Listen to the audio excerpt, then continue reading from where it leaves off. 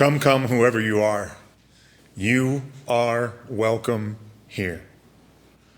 No matter your age, your size, the color of your eyes, your hair, your skin, you are welcome here.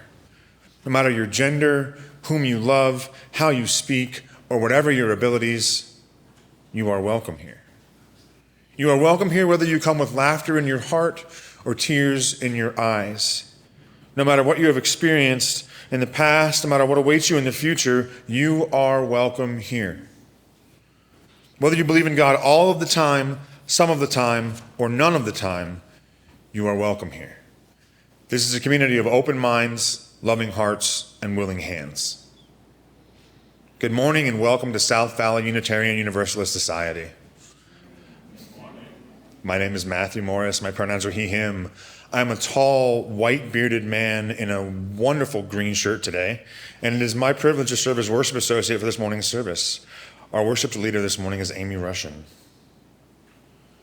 Some announcements. The 2026-27 season of our lay choir, the South Valley Singers, is about to begin. Contribute to the power of collective worship, increase your confidence, and have more fun than makes sense with the South Valley Singers.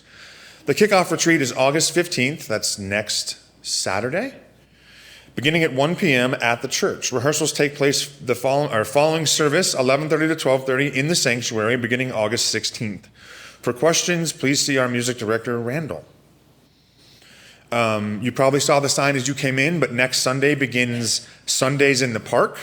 We have special guests singing Resistance SLC next week. Don't miss it. Also, to kick off our summer series, we have our monthly potluck. See happenings or the order of service for the suggested dishes for your first letter of your name. Yeah, that's how it goes. Now let's take a moment to greet the folks on Zoom. Hi, everybody. And then let's fully arrive and welcome one another with joy.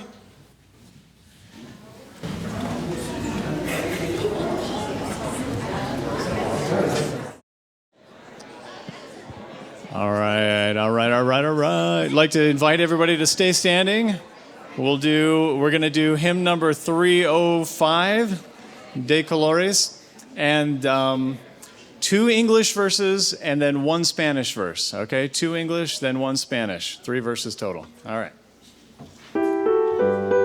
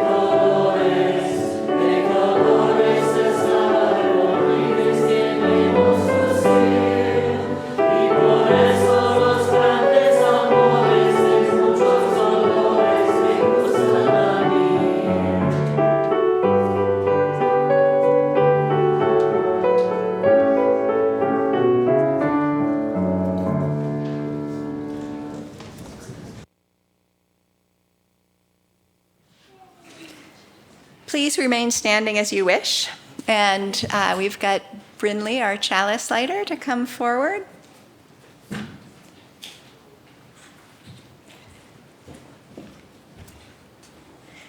As we light our chalice, the symbol of our faith and the light of our commitments to love and justice, receive these words of invocation.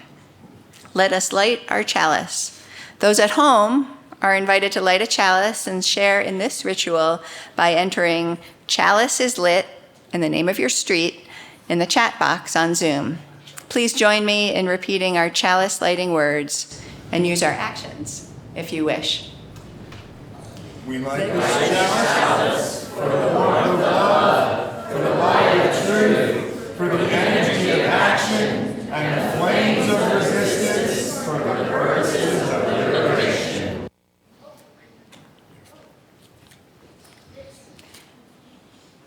You may be seated, and children of all ages are invited to come forward. Andrea is going to read to you. Awesome. Hey, friends. Who likes to draw and tell stories? Most of you guys. When I was your age, that was my favorite thing to do. I had a whole library of little books that I had written that I would give to my family and friends to check out of my library. So anyway, so you'll like this story. It is about telling stories, ultimately. At the end of the garden, in the soft fading light, when the day turns to dark and the dusk into night, the sweet scent of jasmine floats in the air to mix with the music of laughter, and there, Aaron D. Slater soaks it all in, he's the baby right there, with his flowery blanket tucked under his chin. Words drift like music, melodious, mild, a sweet summer song for a sweet summer child, who drifts off to sleep as the cottonwoods sway at the end of the garden and the end of the day. It's summer, then summer, and summer once more, and soon Aaron D. is a youngster of 4. Is anybody 4 who's here right now? Any of you guys 4? No? The jasmine climbs higher, the roses have grown, and Aaron himself has a spot of his own for seedlings and saplings beside the slate walk, which he illustrates daily with a bucket of chalk. Who likes to draw on the sidewalk with chalk? Do you guys do that? Did you guys do any of that outside when we did that earlier this year? But what he loves most, what makes Aaron's heart sing, is to listen to books in the old garage swing, to write stories he thinks is the greatest of things. But first he must read. It's the best place to start, and young Aaron wants to with all of his heart. But the words are just squiggles, and try though he might, even with help, Aaron can't get it right.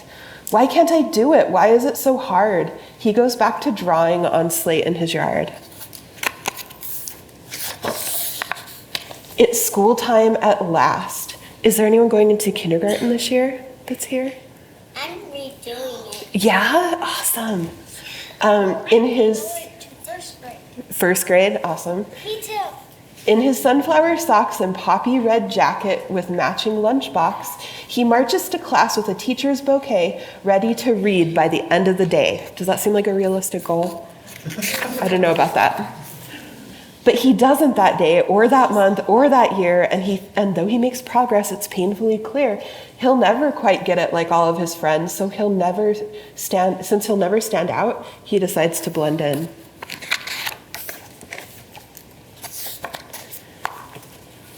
And so here he is in the start of grade 2, in his simple white t-shirt and matching white shoes. He tries to keep up, to blend in and to hide the tangle of feelings he carries inside. At first it goes well, since his teacher is new and a bit overwhelmed by the hullabaloo, but things settle down and Miss Greer finds her stride, and once she gets rolling, there's no place to hide. Class, she says, here's an assignment for you. Write me a story, write something true. And so Aaron does what young Aaron must do. He works on his story like the rest of grade 2. He writes through the evening, he writes through the night, he writes and he writes till the dawn's early light. Then he drags off to school with his shoes filled with lead and his stomach in knots and a pain in his head, and he waits for his turn with his heart filled with dread. Have you ever had a homework assignment that you didn't finish quite right and you were really dreading taking it to school? Miss Greer calls his name, and Aaron D. stands and unfolds the sheet in his trembling hands, and he reads, well, he tries, but it's so hard to start with 33 eyes peering into his heart. So he stares at his shoes and his sunflower socks, then he closes his eyes, and then young Aaron talks. Once there was a flower. No, wait, I know. Once there was a magical flower, which gave all who held it extraordinary power. And so begins the most perfect of tales of an imperfect hero whose courage fails, when the day turns to dusk and the dusk into night, and the moon rises high and the dragons take flight, and who learns, after all, in the wee morning hours, strength comes from the heart and not magical flowers, that beauty and kindness and loving and art lend courage to all with a welcoming heart. Looks like he's taking his whole class along with him in his story. And when the quest ends and the sweet flower dies, the children all gasp and Miss Lila Greer cries. The silence that follows rattles his heart. He tries to say something, but where could he start? He turns in a paper with no words at all, then blinks back a tear and escapes to the hall, where Miss Lila Greer finds him by the slate-colored wall. Time stops for them both, the teacher and boy. His heart fills with anguish, and hers fills with joy at the soul of this artist, courageous and true. She smiles and whispers, Aaron, thank you.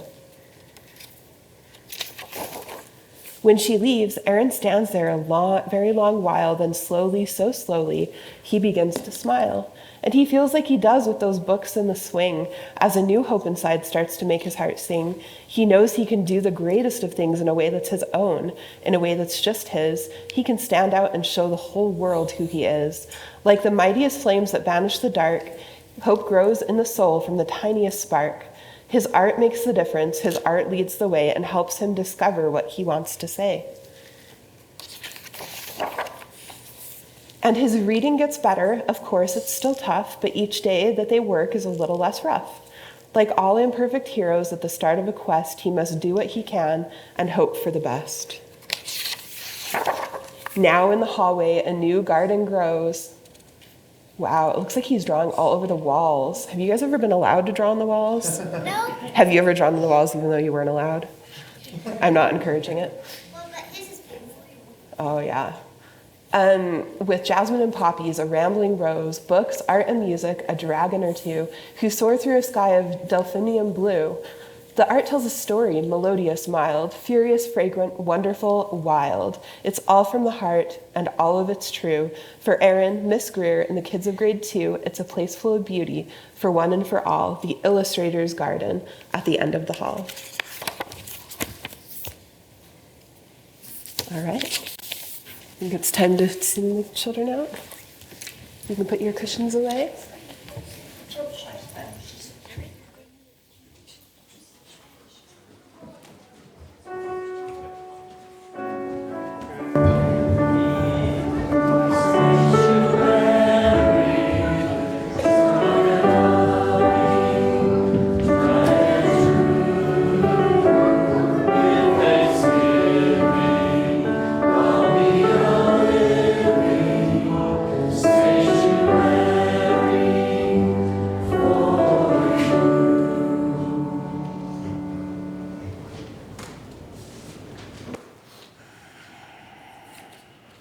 This community, our church, and its many ministries are only made possible by the gifts you make of your time, your talent, and your treasure. Many of you pledge monthly to support our work, and for this we are grateful. Your gifts help to ensure that we are able to live our values of love and justice in the world outside. Part of our ministry at South Valley includes sharing our Sunday offerings, worship offerings, with a charitable organization that aligns with our principles and values. This week's plate will be shared with the Humane Society of Utah. Please join me in reading our offertory words. We are this church. We are its hands, its heart, its voice. Together we share the wealth of this community and sustain it with our gifts. We will now accept the offering. For those at home, you are invited to use the giving link in the order of service. I invite the ushers to come forward at this time.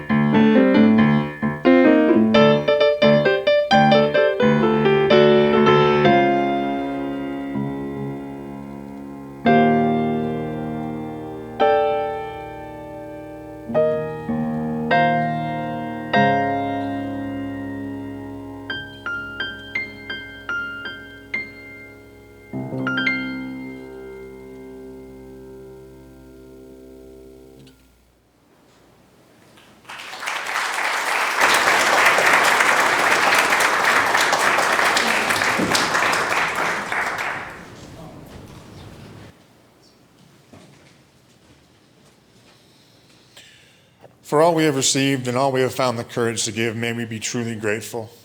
May these gifts be a blessing to South Valley and the Humane Society of Utah.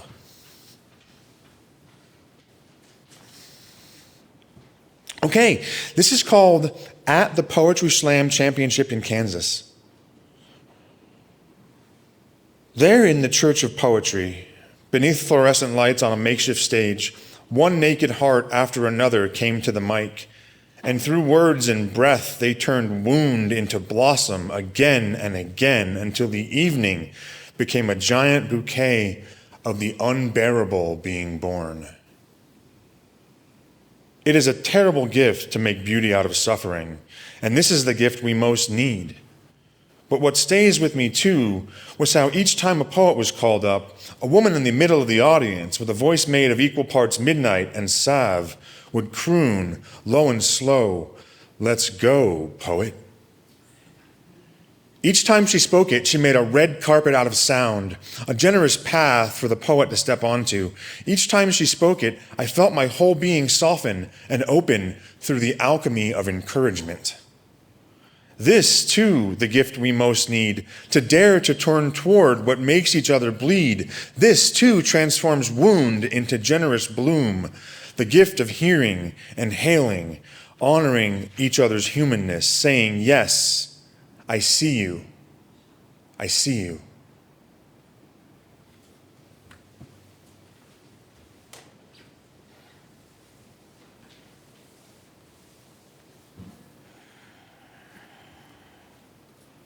Good morning. My name is Amy Russian. My pronouns are she, her. I'm a short, older woman with gray hair wearing a dress that reminds me of watercolors. Continuing our theme of the past few weeks, I'd like to emphasize that art is everywhere. A few weeks ago, while on Vancouver Island, my partner and I were utterly enchanted by colorful little elf doors at the base of trees around the island. They were decorative and whimsical and imaginative. We opened one of them and were encouraged to leave a note for the elves. Imagine our surprise and delight when just a few days ago, we received a note back from Erskine the elf. This encounter with art sparked feelings of joy and wonder and connection with others. In a wonderful little book, I left my books in the office, but it's on the screen, in a wonderful little book called What Art Does. Musician, artist, and writer Brian Eno and Betty A. say art is a way of making feelings happen. I am no expert on emotions, but I am learning more about my own. I recently encountered a tool called the feelings wheel. There are variations of it, and you can find them online, but it helps you name your feelings and also figure out what the root emotion is to what you are feeling. At the center of the wheel are 6 or 7, depending on what wheel you happen to come across, 6 main feelings: happy, sad, disgusted, angry, fearful, and surprised. Each then has additional feelings that spread out from the center. So if you are feeling awe, which is on the outer ring, it stems from feeling amazed, which has the core emotion of being surprised. If you're feeling overwhelmed, it comes from feeling anxious. No surprise there, which comes from a core feeling of fear.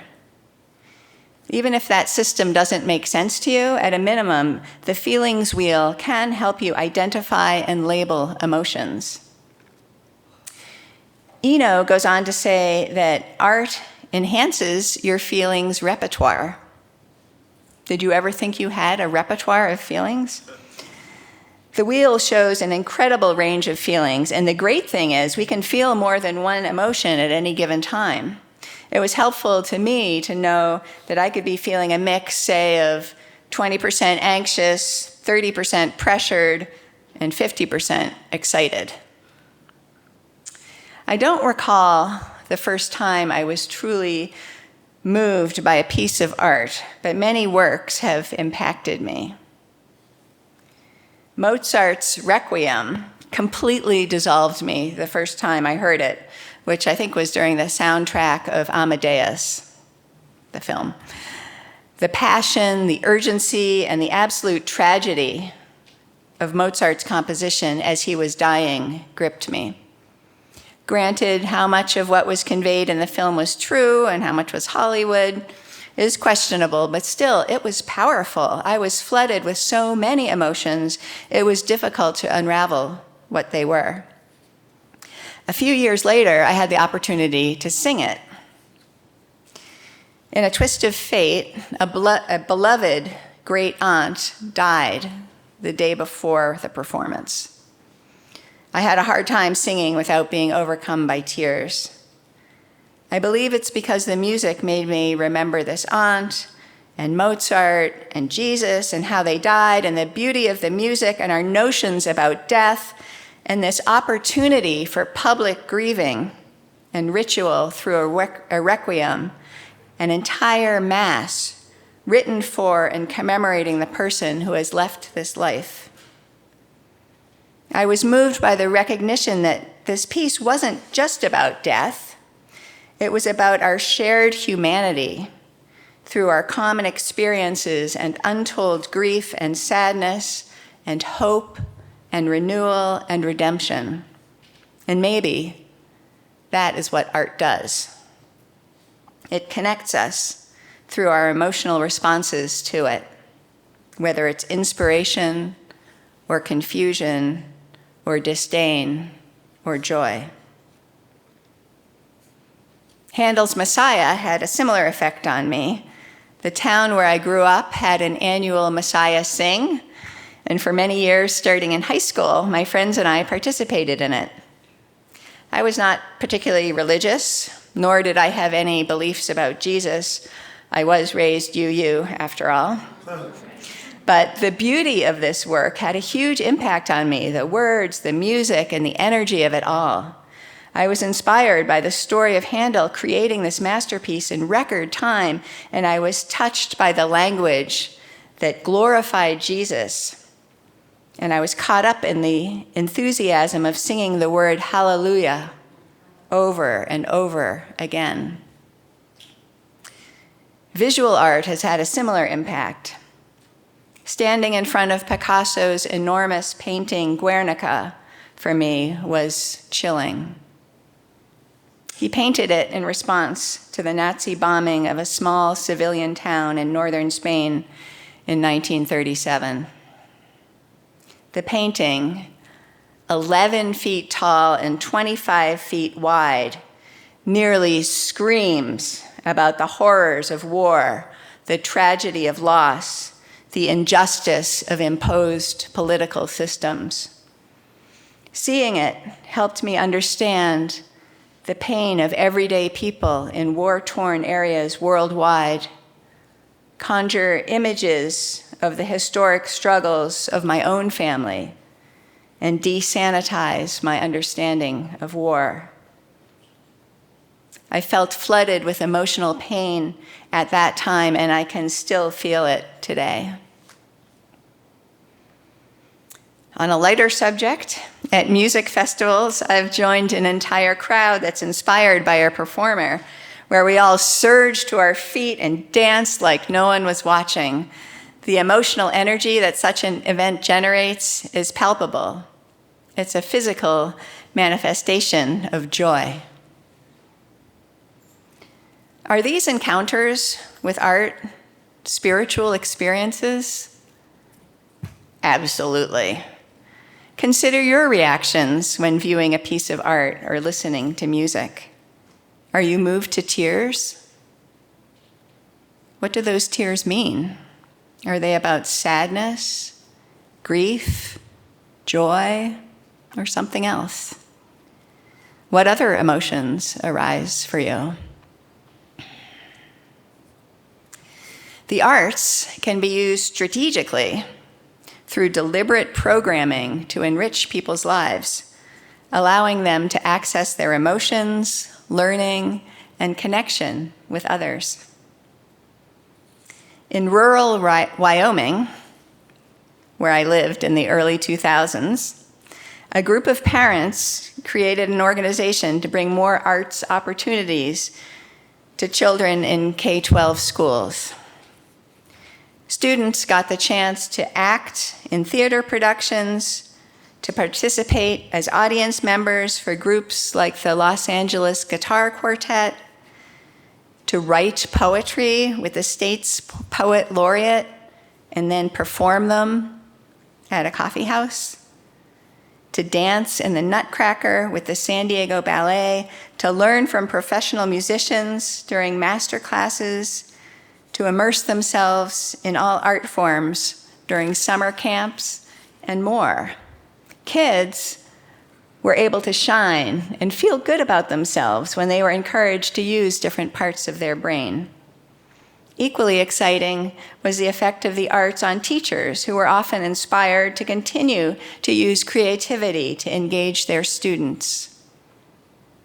And side note, the former treasurer of this organization is sitting with us today. My point isn't to lobby about the importance of arts in education, as the evidence is overwhelming.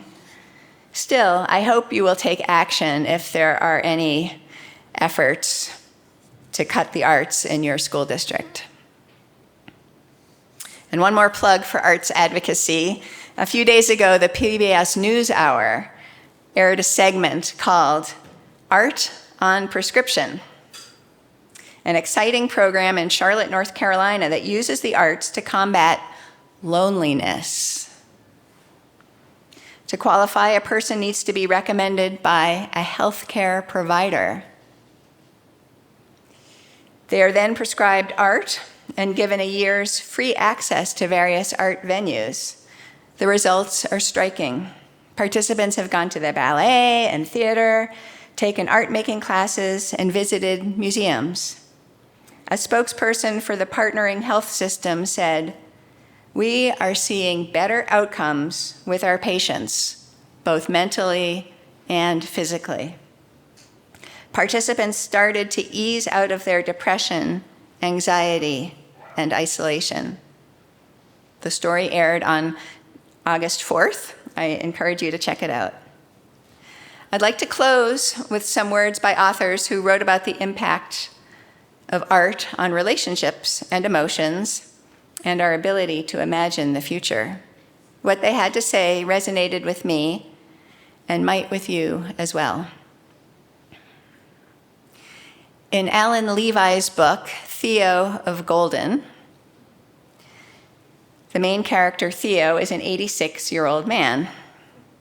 When talking about art, he says, "For anything to be good, truly good, there must be love in it." I'm not even sure I know fully what that means, but the older I get, the more I believe it. This is still Theo talking. There must be love for the gift itself, love for the subject being depicted or the story being told, and love for the audience. Whether the art is sculpture, farming, teaching, lawmaking, medicine, music, or raising a child, if love is not in it at the very heart of it, it might be skillful, marketable, or popular, but I doubt it is truly good.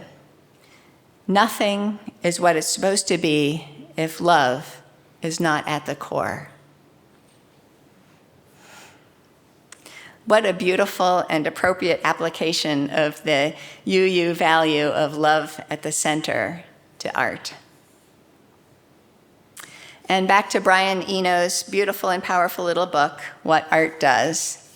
Eno writes about art as the way we experiment with our feelings about things. He says, art becomes a safe place to explore feelings because the circumstances are not real.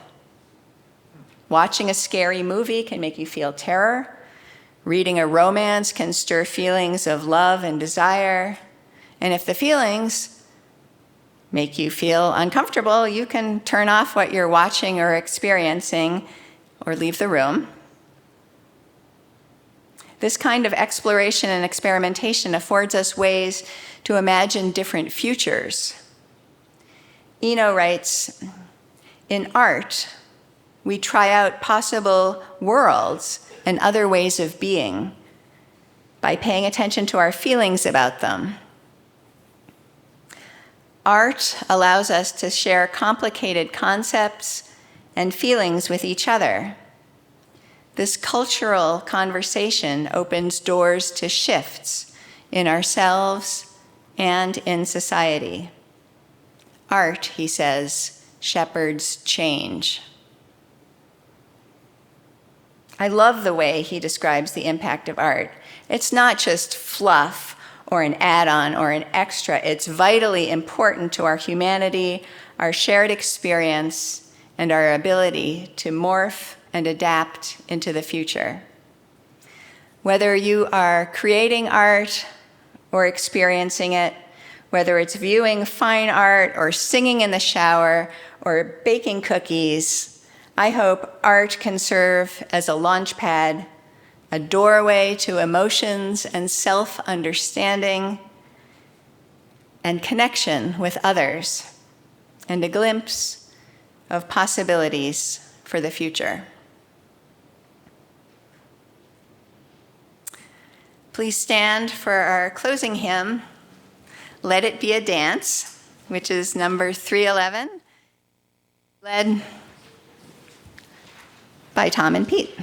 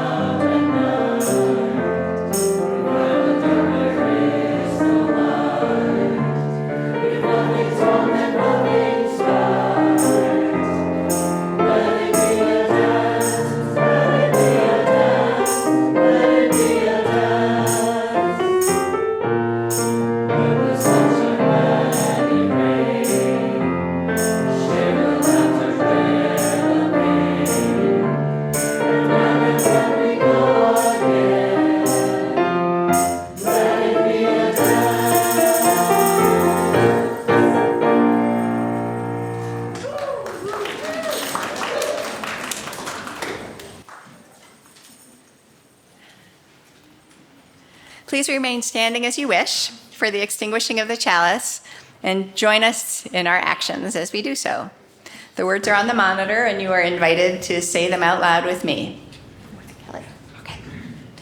We extinguish this chalice, but not the warmth of love, the light of truth, nor the energy of action. The flames of resistance live within us, and we hold each other in our hearts until we meet again. I have some closing words from Brian Eno. His wish for his book and what we have experienced today is this: to encourage us to reassess the value of these two things, playing and feeling. He writes, and to realize what we need is already within us, and that art, playing and feeling, is a way of discovering it. May it be so.